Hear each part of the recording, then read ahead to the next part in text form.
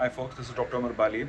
So welcome to Cancer Healing Vlogs, and we're talking about a community where we are focusing on cancer healing. 2055 is the date by which we make cancer healing for all.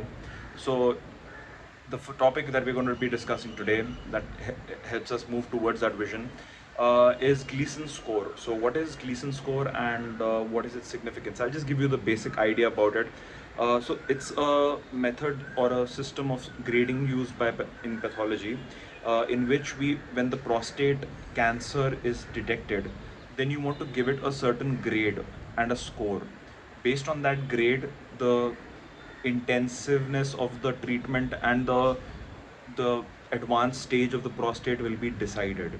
Now, how is that done? Well, once the sample is received, it's the biopsy is the processing of the biopsy is done, and after that, when we look in the microscope and we look at the glands, uh, there is a grade given of the on the structure of the way the glands of that prostate, of that cancerous prostate, are visible.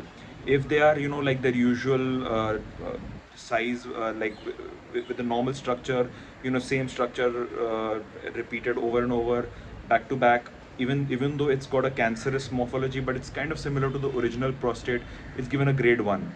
But then as it goes towards grade 5, so grade 1 to grade 5, by the time it's grade 5, they've become complete, like a sheet of cancerous cells. But in between, it's like the glands become smaller, more space between, and then at one point it becomes like just pack of cells. By the grade 4, pack of cells, like with just some holes, like cribriform pattern is what it's called.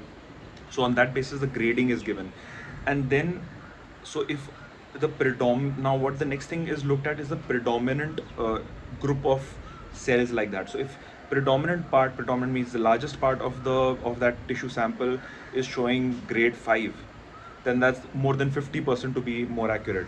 uh, then you call that as the first part of the scoring.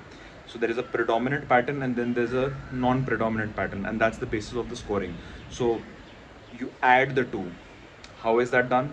So for example, uh, the predominant pattern was grade 5 in a case, and the non-predominant pattern, maybe like 10% of the slide, showed grade 3. Then in that case the total score is 5 plus 3, and that is 8, and that's the score. 8 is a score out of 10, and that's quite an aggressive advanced stage prostate.